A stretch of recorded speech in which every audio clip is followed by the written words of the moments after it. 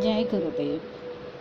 I'm happy for all of you who are hearing me out, liking and subscribing to my videos.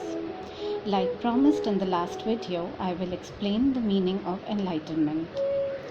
A parable says that a prince of a certain kingdom and a poor man were close friends, and they visited one another frequently. The poor man was captivated by a certain sword of purity and brilliance which the prince possessed.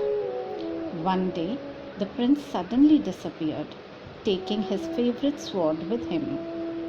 Unable to forget the fine sword, the poor man shouted in his dreams, "The sword, the sword!" Finding the behavior suspicious, people bound him with a rope and dragged him to the king. The poor man insisted that there is a sword of purity and brilliance, but the king turned a deaf ear. He then inquired with all his ministers if they have seen it. Eventually, king died and younger prince ascended the throne. Then he asked all his ministers if they have seen the sword. Fearful of adverse action, everyone said yes, but when asked about its description, everyone's narrative was different. Someone said it looked like sheep's horn, someone said it looked like black snake, someone said it looked like fireball. Similarly, enlightenment will be experienced differently by different people. There cannot be a similar way of understanding enlightenment for everyone. But what is inevitable requirement before we move in the direction of being enlightened? It is said in some ancient texts that nothing happens by chance. Everything is a reason, but the reason is so mystical that we may not fathom it with our limited and shallow wisdom. Now, what is the best way to understand something in this situation? From my childhood, I have been hearing, whenever faced with any deadlock situation in life, leave it on Almighty and everything will fall in place. Essentially, what are we saying or believing when we make the statement? We are saying that we are surrendering to the unseen. We are surrendering to the mystic. And thereby, in the deepest corners of our lives, we are very consciously admitting the presence of someone beyond us, isn't it? If we know consciously or subconsciously that there is someone beyond us, why do we seek help only when we face a deadlock? Why don't we take help in the beginning itself? It is because we all are endowed with brain. We may also call it mind, which keeps reminding us of the limited knowledge that we gain during our lifetime from parents, friends, family, school, college, colleagues, bosses, etc. Have we ever realized that all this knowledge that we acquired is learnt from already prevalent system of knowledge? Like, if English is written using alphabet A to Z, universally it will be the same. So there is known alphabets and we just have to learn recognizing and pronouncing them, right? So mind is just like a database or CPU which can store all acquired data from all sources, and with our limited ability to compile and use the same, when time demands, we are only using what is already stored. However, the irony is that this limited knowledge becomes the ground to sow the seeds of our ego and relative identity that we have acquired through this world. Let's quickly understand what is ego and its implications. In some ancient text it is provided that Asura is 84,000 yojana tall, and waters of the 4 great oceans only lap at his knees. That means even the great oceans cannot drown him. According to various sources, a yojana is said to be 24 kilometers. Now you can imagine the size of Asura.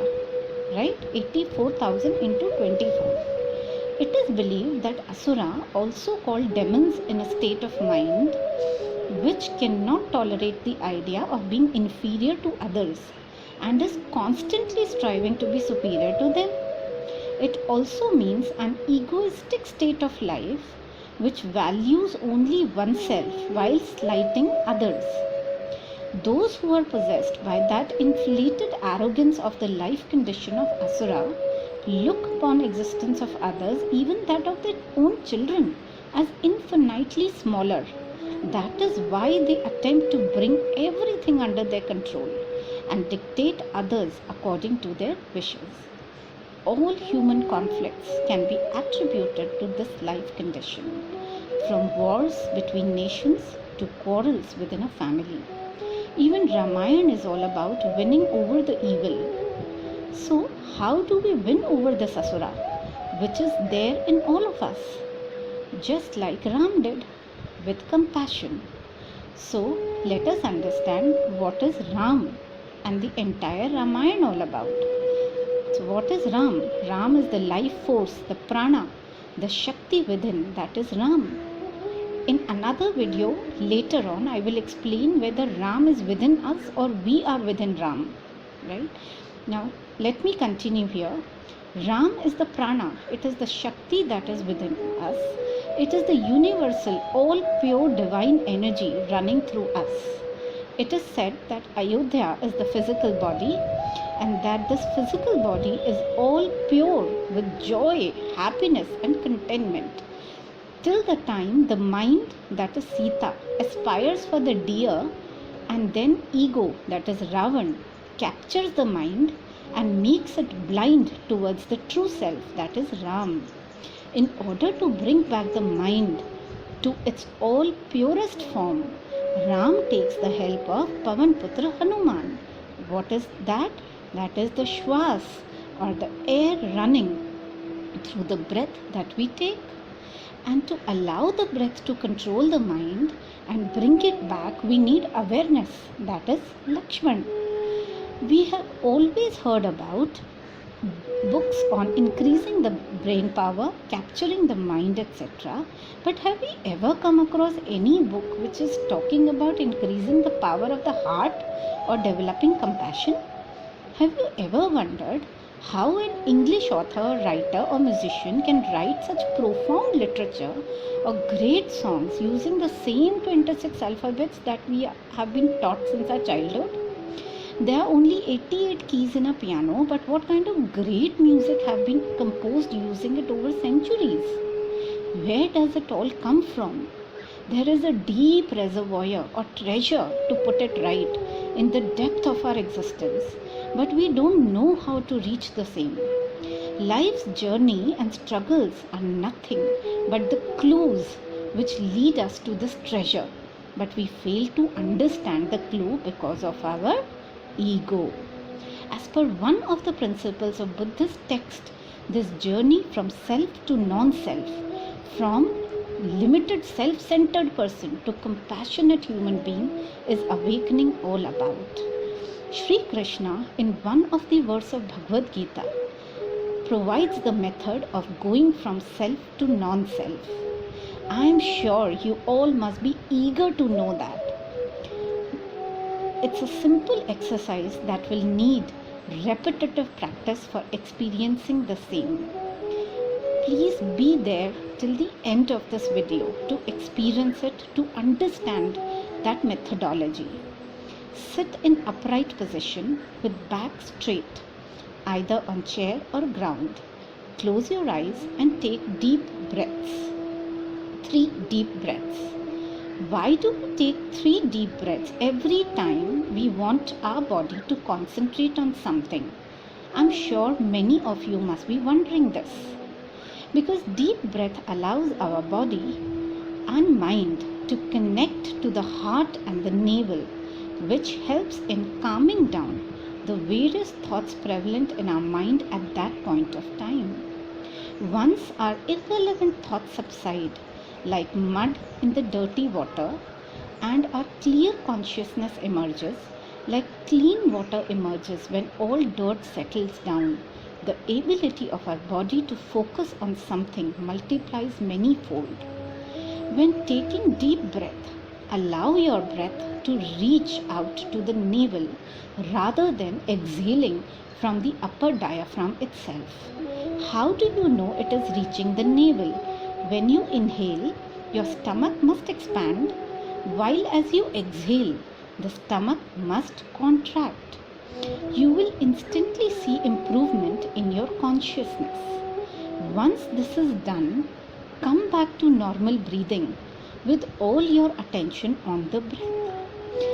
In my first video, I had taught this technique of concentrating on breath. But today, I will take you one step further, which will take you one step further to being more aware and conscious. Once you are in normal breathing with all your concentration on your breath and eyes closed, say to yourself repeatedly, I am not the body, I am not the mind, I am pure awareness and I am all pervasive soul. I repeat once again, I am not the body, I am not the mind, I am pure awareness and I am all pervasive soul. Why this awareness, that is, I am the soul, is important to be reminded? You will understand with an example. Supposing you are very overweight and trying to lose weight since many years, but without any result. Suddenly, one day you find a nutrition expert who tells you that the food is not to be seen as food, but see it as nutrition going into your body. So gradually you will start identifying foods that gives you protein, which are building blocks for the body. You will identify foods that contain vitamin A, B and C, foods that have good amount of iron so that you remain more active throughout the day, etc. Now what has happened is that though the food is the same, but just because you are more aware of what you are eating at a given time, you start losing weight. This is what awareness does to us for our overall conduct. If I am aware that I am not the body, but the body is only a transient vehicle, and I am aware that mind is nothing but a way to keep myself engaged in the sanskars of the body, I will make every effort to detach from the same, isn't it? Like losing weight will not happen in a day or two. Awareness cannot be generated in a day or two. It will come with practice and with the help of a guru. In my next video, I will also explain what is guru all about. So what happens when we are more aware in our daily life? We start living in reality rather than living in our mind. We become more considerate of people around us, and this also helps us build courage to take action. This makes us free from fear and anxiety. This helps the inherent embedded quality of human to come forth. And what is that? It is compassion. Like sugar is meant to make everything sweet, humans are meant to be compassionate. Give any circumstances, ultimately it is human compassion that leads the world. Take any example from history of any national hero of any country, be it Mahatma Gandhi, be it Nelson Mandela, be it Saint Mother Teresa, or for that matter any saint or holy man. Everyone taught compassion, or even successful families which are together since ages. The driving force is only and only compassion.